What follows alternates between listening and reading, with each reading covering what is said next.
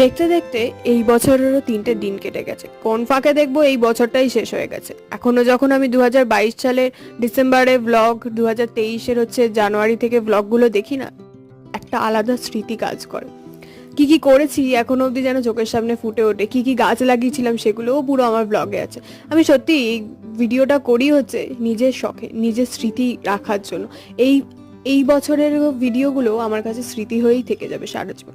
কিন্তু ভেবেছি হ্যাঁ, এই বছর আমি একদিনও ফাঁকি মারবো না, সব কিছু আমি ভিডিও বানাবো। আগের বছর আমি প্রচুর ফাঁকি মেরেছি, বাট এই বছর আমি ভিডিও বানাবোই, ফাঁকি আমি মারবো না। দেখা যাক না কি পাই না পাই, সেটা পরের বিষয়। সবসময় যে পেতেই হবে এমন কোনো মানে নেই।